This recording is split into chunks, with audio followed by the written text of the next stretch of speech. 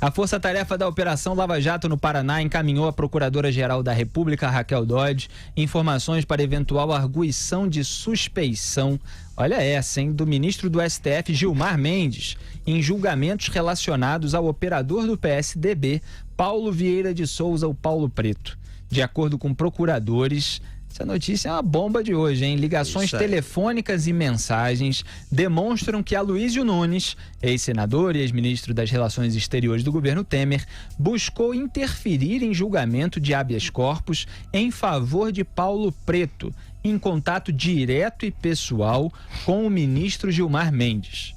Paulo Preto e Aloysio Nunes, que é do PSDB, foram alvo da Operação Ad Infinitum da Lava Jato, deflagrada no dia 9. Nessa etapa, a força-tarefa mirou contas na Suíça, atribuídas a Paulo Preto, que chegaram à cifra de 130 milhões de reais. Eu estava falando aqui de cabeça, mais de 100 milhões de reais, está aí, são 130 milhões. Um cartão de crédito teria sido emitido em benefício de Aloysio Nunes.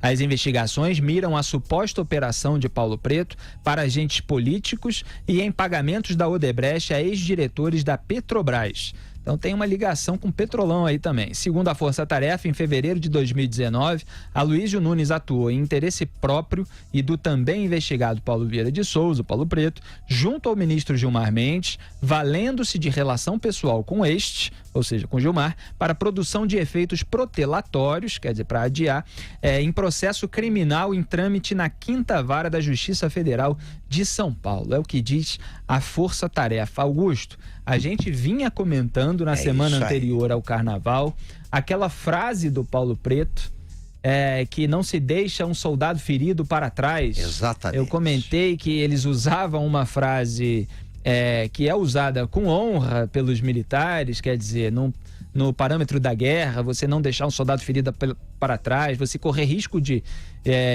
morte, né, como se convenciona dizer atualmente, para tentar salvar um soldado, companheiro, quer dizer, é uma coisa muito honrosa, muito digna. E o Paulo Preto estava usando essa frase, pelo que pareceu, evidentemente, para que as pessoas poderosas com ligação a ele e que ele poderia comprometer em eventual delação atuassem para libertá-lo. E agora aparece uma investigação que aponta o Aloysio Nunes como sendo uma dessas pessoas, Augusto. Quer dizer, eles desmoralizam até frases que têm esse tom heróico, bonito, exatamente, né? Quer dizer, os fuzileiros navais, os marines americanos, eles são conhecidos porque eles não abandonam mesmo ali o companheiro ferido. Eles fazem o possível para resgatar pelo menos o corpo deles e tal, e é uma tradição guerreira, né? E embora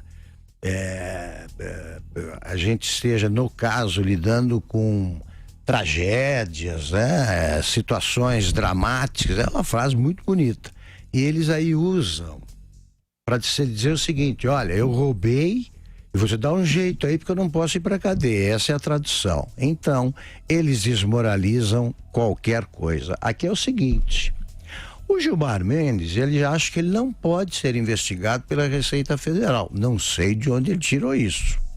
Como explica num artigo publicado pela Folha hoje, o presidente aí de uma entidade dos funcionários dos fiscais da Revista Federal, é o seguinte: pente fino pega qualquer um, doutor, ou só vale pra gente? Eu já fiquei em operação pente fino, não deu problema não, nem eu fiquei desesperado quando eu soube que eu seria examinado com mais rigor, porque aquilo é uma amostra que eles pegam, sei lá quais são os critérios, mas não me assustei. Ele já achou que com ele, não, que é isso? Como é que pode duvidar das minhas contas? Pode sim, e o pessoal do fisco tem o dever de que qualquer que seja o nome que aparece ali na malha fina que for capturado para isso, tem de ser investigado. O resto é conversa fiada de quem quer brincar de juiz dos juízes. E ele não é um homem comum. O ministro Gilmar Mendes é um funcionário público cujo salário é pago por nós. Então não fica bancando valente, não.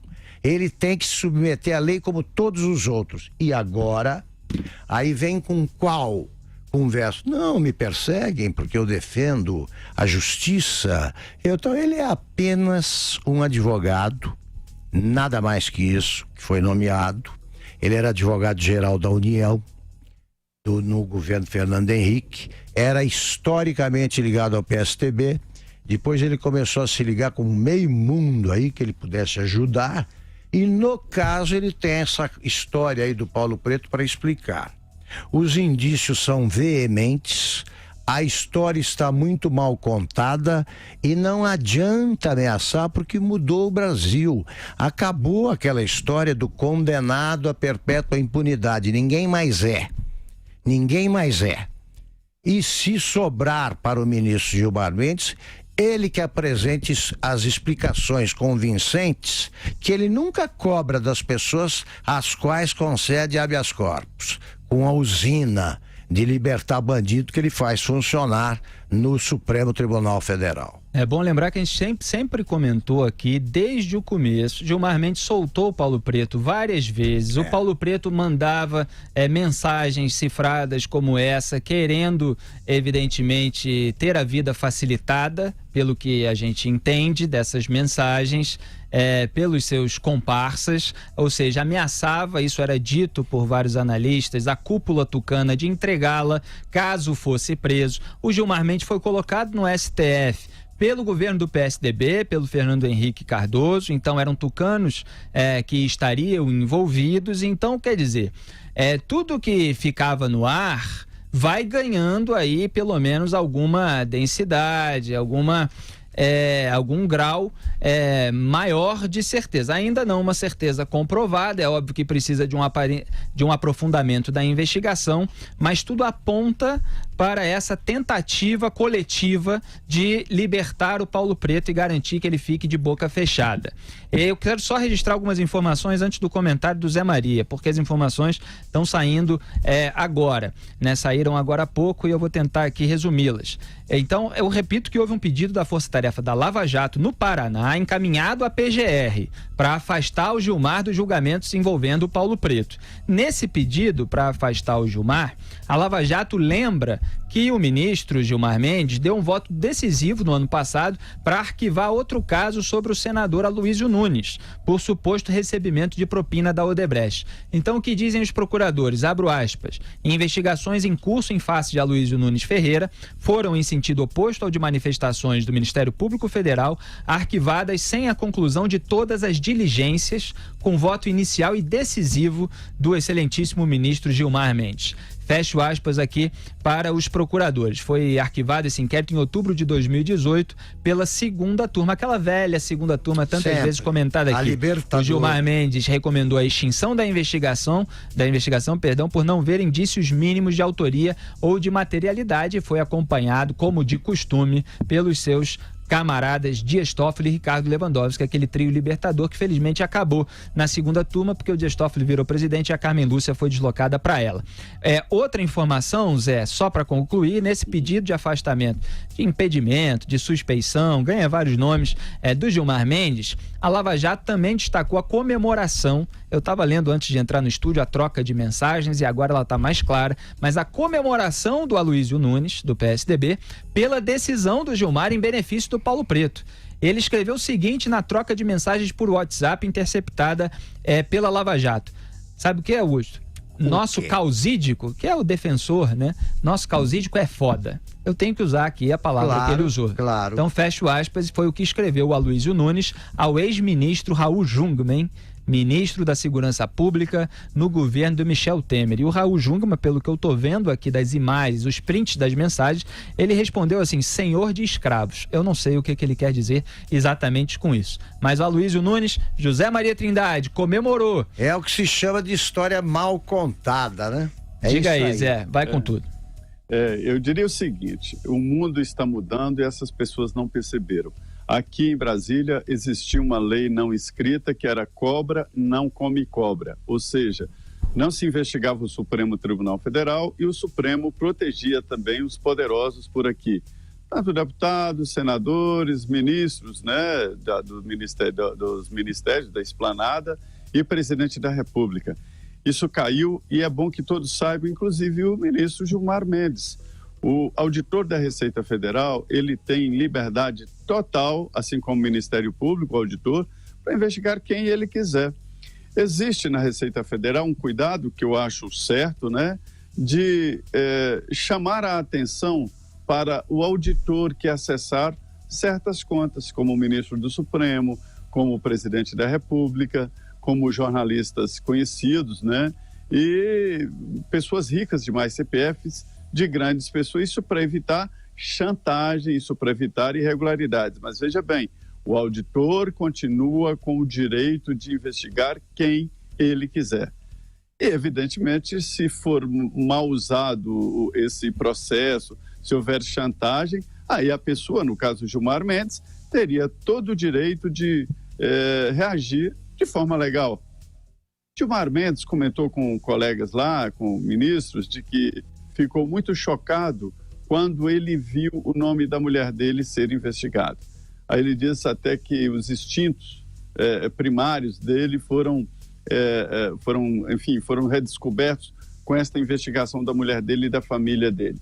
Mas olha, se a situação do patrimônio da família e a divisão do dinheiro da família está tão assim entrelaçado entre parentes, tem que investigar todos, é assim mesmo que se faz. E a Operação Lava Jato foi pródiga nisso, investigou todos os CPFs ligados aos que estavam lá mandando na Petrobras. A gente vê aí, Augusto, que o ex-ministro Aloysio Nunes, né, ele e o ex-senador também mandava na Petrobras, quer dizer, na oposição e mandando na Petrobras. Né? Daqui a pouco a gente vai descobrir que todo mundo mandava lá, só a gente que não mandava, né? Porque, pelo amor de Deus, oposição e fazendo negociatas lá na Petrobras, pelo amor de Deus. E essa relação com Paulo Preto está para cair a qualquer momento. Já há indícios de que a família dele pressiona ali para que ele faça uma delação premiada. Eu acho que para ele seria ótimo, porque ele já está aí a caminho da segunda condenação. É um caminho que nós já conhecemos. Então não tem essa de livrar ministro, todo mundo pode ser investigado e pode inclusive ser punido. Está aí um pedido de afastamento dele feito, não é a oposição, não é ninguém, é o Ministério Público, né? Exatamente. E essa cumplicidade PSDB, PT, MDB foi um dos fatores responsáveis pela eleição do Jair Bolsonaro.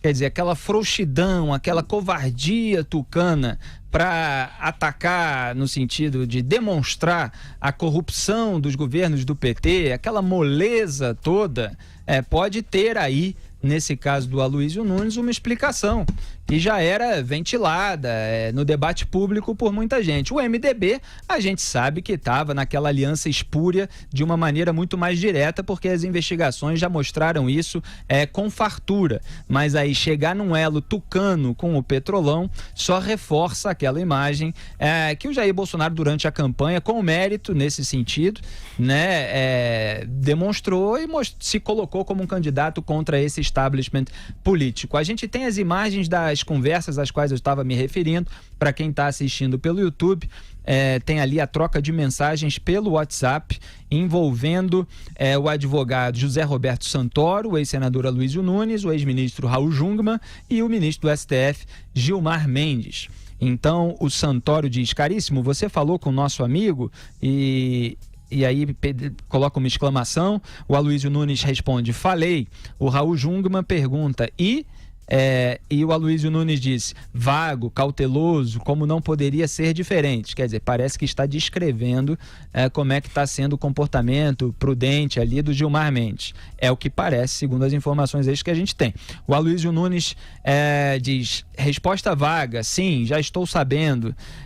O Aloysio Nunes complementa: compreensível dadas as circunstâncias. Aparentemente ele se refere a esse comportamento que ele está descrevendo, julgando compreensível. Quer dizer, o Gilmar Mendes evidentemente não poderia, em tese, se a gente lidar aqui com essas suspeitas, ter um comportamento totalmente escancarado, né, para fazer essas atitudes das quais ele é suspeito nesse momento. Então o Santoro diz: você é um anjo. Aí o Santoro afirma: deferiu o HC, quer dizer, concedeu o habeas corpus para o Paulo Preto. E o Aloysio Nunes então comemora e disse: nosso causídico, se referindo ao Gilmar Mendes, aparentemente, é foda.